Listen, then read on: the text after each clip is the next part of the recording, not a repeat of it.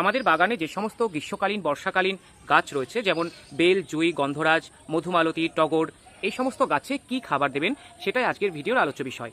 Weather যেহেতু একটু শুকনো হয়েছে, একটু রোদ উঠেছে, টবের মাটি এবং গাছ শুকিয়ে গেছে, যেহেতু আমরা দীর্ঘদিন ধরে টবের মাটিতে খাবার দেওয়া বা কোনো কিছু স্প্রে করা এগুলো বৃষ্টি বাদলার কারণে করতে পারছিলাম না, তাই আমি গতকালই সমস্ত গাছে ফাঙ্গিসাইড, পেস্টিসাইড স্প্রে করে দিয়েছি।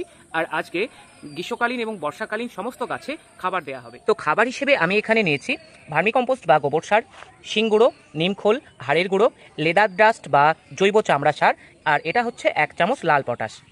এখন যেহেতু বর্ষাকাল, তাই সর্ষের খোলটা আর ইউজ করলাম না। যদি বর্ষাকাল না হতো, গ্রীষ্মকাল হতো, তাহলে এর মধ্যে সর্ষের গুঁড়োটাও ইউজ করতাম।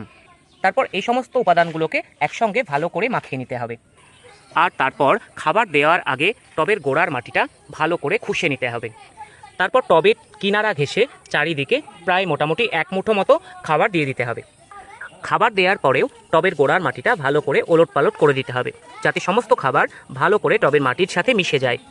এবং তারপর টবের মাটিতে ভালো করে জলসেচ করে দিতে হবে। টবের মাটিতে এই খাবারগুলো দেওয়ার পর দেখবেন আবারও গাছ সমস্ত জরাজীর্ণতা কাটিয়ে আবারও ফুলে ভরে উঠবে।